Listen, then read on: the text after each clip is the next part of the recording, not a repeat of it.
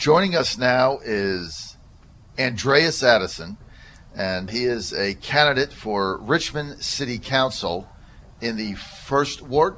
Correct, yes. Addison, the 1st Ward. And now tell us about who are the other candidates, and is there an incumbent? Just give us an update on this race. Well, good morning. The current seat is held by John Belials, and he's one of the mayor candidates. Is he running for mayor? Yes, he's one of the mayor candidates right now. So he can't also get elected for city council? No, you have to pick one or the other.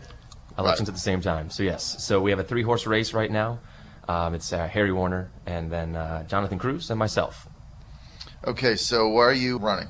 Well, I worked in City Hall for 8 years, and I led a lot of innovative, forward-thinking projects. And one of the things I realized throughout my experience in City Hall was that, just the ability to kind of capitalize on these momentum of these ideas with new projects and partnerships in the community was limited by the leadership. It was not accepted and really taken to the next level, which is where the vision of good leadership comes from. And so one of the things I realized was that if I'm really about making Richmond better, improving Richmond and making it great, then I need to step up and see how I can take that leadership vision to the next level. So when the opportunity came up for me to be a candidate for City Council, this seemed to be the best fit for how to put my money where my mouth is and drive the city of Richmond forward with the projects I've already done.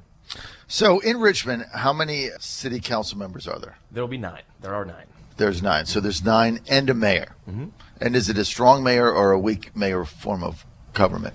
Richmond is, since 2004, has been a strong mayor form of government where the public elects a strong mayor from their own electorate. So the mayor votes, like the mayor has a vote? No, the mayor presides with City Council. City Council approves policy, the budget. So the mayor doesn't have a vote. So if something comes up, there's only 9 votes. Yes. So the mayor controls the agenda, but he's not a voting member. No. That would be called a weak mayor form of government. Just to clarify that for our audience. So the mayor doesn't vote in Richmond. They set the agenda, obviously. They set what's going to come up at the council meetings, and they have a platform. But if it's a 5-4 vote, right? Yep. So they only vote if somebody's absent, and it's 4-4, they would vote to break a tie. Mm-hmm. So when you just run in the 1st Ward, explain to our audience where that is, what areas that is. So there's some interesting boundaries, but to simply explain it this way, it's the Museum District, so it's the western part of Boulevard, all the way through to 3 Trapped and Patterson, and to the river. So you have Windsor Farms, Westmoreland Place, and Lot Green, and you go north all the way up to the border with Patterson, Monument Avenue, back to the Boulevard, and that's the square. Would you consider that to be probably one of the more Republican areas in Richmond? In the city, it is the most conservative Republican districts. Right, so it's a conservative district. And we understand that your campaign manager is Alec Thomas? Yes, it is. Okay, great guy. Well, you made a good decision there. Alec's a good guy. He is, I agree. So if you're elected council, and again, we're with Andreas Addison. He's running for City Council. This is a nonpartisan election in Richmond. It'll be determined on November the 8th. There's also a mayor's race. How many people are in now for mayor? 20? I think so. Maybe a couple more. No, I think 20. It's actually 8. But yes, 8 at running one point for mayor. It was about 20. 8 people running for mayor. The 2 front runners are LeVar Stoney, who's the former Secretary of the Commonwealth, and Joe Morrissey, former House of Delegates member. We have already made the prediction that Morrissey is going to win that race. I think he's going to win it on the first ballot. That'll be an upset, and being that my political prediction record is virtually 100%, you can take that one to the bank. Andreas, if you're elected to City Council, what are you going to do differently from Belle Isle? Well, I think Belials did a good job with changing it from his leadership of his trying to be more inclusive with his outreach and his communication. My difference is going to be, I think, too, is I'm a team player. I'm a consensus builder. I want to work with all the city council members. While you need 5 to pass a vote, it's a team project. We want to have unanimous decisions of support for whatever policy and budgets we do. And I feel like that's important for the city to kind of step forward and go, we as a city need to step up and do some policy votes, budget decisions as 9 members, not 5. So I feel like that's one of the things I'm going to work on, is making sure I have good relationships with my other patriots on the board. But also I want to work with my school board. I feel like our schools are such an important project, And we need to have a stronger relationship with our school board because public education is paramount for our economic development and for the future of our city. And right now, I feel like that's just the way to do that, is working with relationship building and having communication and open dialogue so that there's no surprises.